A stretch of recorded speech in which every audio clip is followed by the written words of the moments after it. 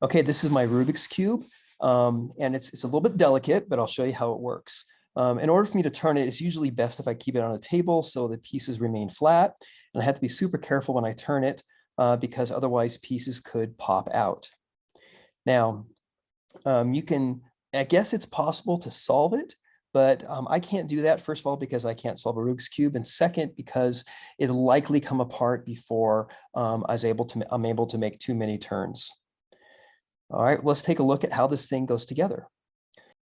Okay, so the first piece is the inside, and this is what allows for the rotation. It's held together with 6 little pegs that just connect on that little swivel. Next is a corner piece. The corner piece has 6 colors and this triangle shape on the end, and the triangle shape can come off. It's just held on with a single stud. Then you can just put it right back on. A little bit tricky, but it works. Okay. Here's a side piece, and a side piece also has a little triangle piece, and that's what keeps it from falling off.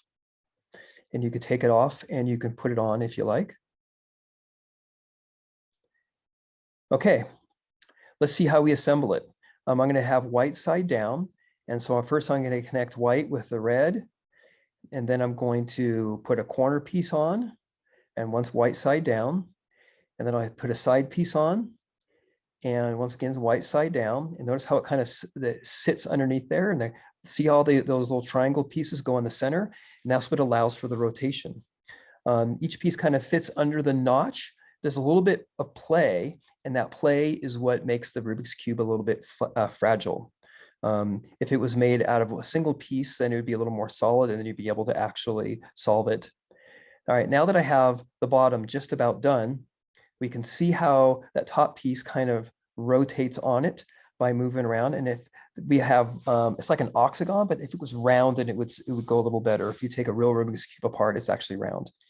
Now the middle row, notice how these slots right into there, and it's how that the triangle pieces dovetail onto each other. Get 2 more on there. All right. And then the last thing we're going to do is do the top piece, the top row. And to do that, the last piece that goes on is that middle stud here. And so I'm going to get a corner piece on there. And notice how the triangle for the corner piece dovetails onto the triangle to the piece below it. Then I'll do a side piece on there. It just kind of slots in. Do another corner piece. It kind of dovetails into there. And the side piece again. And now we'll get another corner piece going. There we go. Get another corner piece onto there. Oh, side piece. They get a corner piece. And I really should do the side piece last. And then when I pop on this little thing here, then on the middle stud, then the whole thing comes together. And that's what it looks like. All right. It's kind of good looking, but like I said, it's super fragile. Yeah, it comes apart. There it is. And my finished Rubik's Cube. There we go. And like I said, it's kind of, it's a little bit fragile. Yeah, it just kind of comes apart if you're not careful.